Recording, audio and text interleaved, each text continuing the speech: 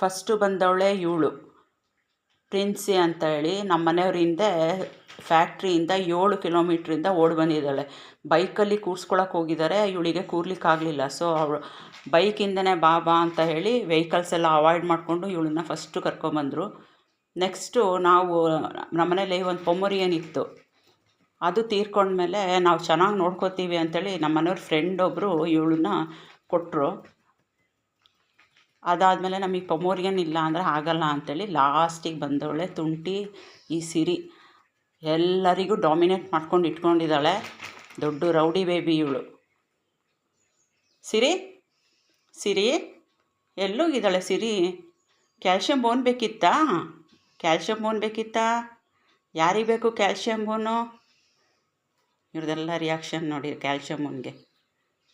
Calcium ಬೋನ್ ಯಾರಿಗೆ ಬೇಕು? ಇಲ್ಲಿನ ಕ್ಯಾಲ್ಶಿಯಂ ಬೋನ್ ತೊಗೊಂಬರಮ್ಮ, ಪಾಪ ಸಿರಿ ತಿನ್ಕೊಳ್ಳಿ.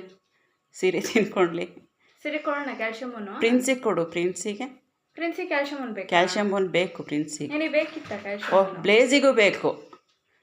ನೋಡಿ ಹೀಗೆ ನಮಗೆ ಟೈಮ್ ಹೋಗ್ತಾ ಇದೆ. ನೆಕ್ಸ್ಟ್ ಅವಳಂತೂ ಸೀದಾ ಟೇಬಲ್ ಹತ್ರನೇ ಹೋಗಿ ಇಟ್ಕೊಬಿಡ್ತಾಳೆ. ಇವಾಗ ಕ್ಯಾಲ್ಶಿಯಂ ಬೋನಿಗೆ ಸೀದಾ ಎಲ್ಲಿದೆ ಅಲ್ಲಿಗೆ ಹೋಗ್ಬಿಡ್ತಾಳೆ.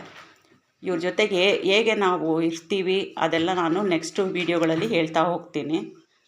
ಓಕೆ, ಬಾಯ್.